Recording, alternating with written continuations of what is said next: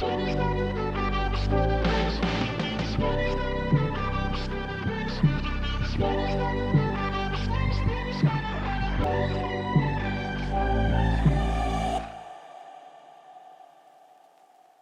read recently on Twitter a tweet saying that it's a joke that companies expecting budding creatives to work for free.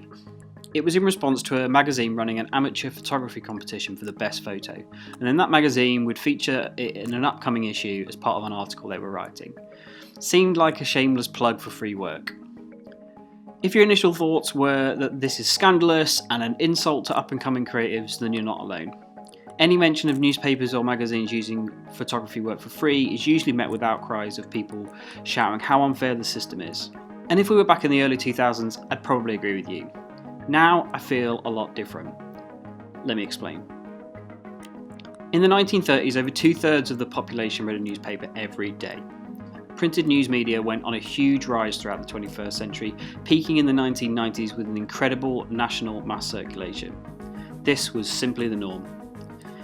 Newspapers would have big photographic departments with editors and photographers constantly churning out more and more work. And if you wanted to make money as a sports photographer back in the late 20th century, you did it by working for a newspaper or magazine and supplying them with images. By late 2018, early 2019, however, national newspaper circulation in Britain had decreased from 22 million in 2010 to 10.4 million in 2018. That's a decline of 52.5%.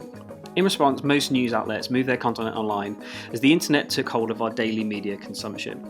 With that rapid decline in sales came a rapid decline in the budgets for photographers like us.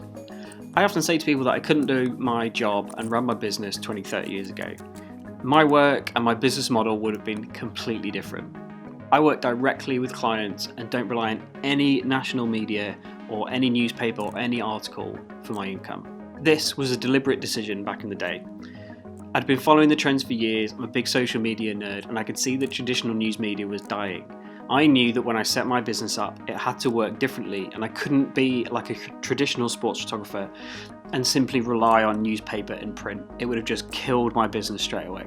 So I went after private clients instead. Of course, I've had stuff printed in national press, I've had stuff printed in national magazines, but it's always been a bonus rather than it being the cornerstone of my money-making machine. And there's been times when that has happened for free. I'm a big believer in working for free when you start out, simply because you've got nothing to show for the quality of your work and your experience, and that's okay. When you're first starting out as a professional and budding, and I hate that word by the way, it makes you sound like a plant, your primary focus should be getting your name out there as a photographer, and then once you've built up a little bit of experience, you can slowly start to charge people for the work that they want you to do. Sure, if you're running a bricks and mortar flower business, you can't really just give all your flowers away for free. But you could go around your local town with small bouquet samples and business cards and hand those out for free and direct people back to your store. Creatives starting out in the business should be thinking exactly the same. It's not about building portfolio. Well, it's not just about building portfolio. It's about getting your name out there a little bit and getting some recognition for your work. And if that works good enough, people will start to pay. Now, this is all well and good. There are two important things to note here. You shouldn't keep working for free with people. Sure, if you want to start a relationship off with a client with some free work, that's great. No harm in that whatsoever. I've done it plenty of times. But put an agreement in place at the start so that both parties, you and the client, know when that free stuff kind of like runs out, or they know when you're due to start having that conversation about getting paid work. If they just want the free stuff and they're not interested in paying, it's fine. Finish the relationship with that client and then move on. Don't be needy. As a creative, you shouldn't be going around begging for free work. You should be the one in control.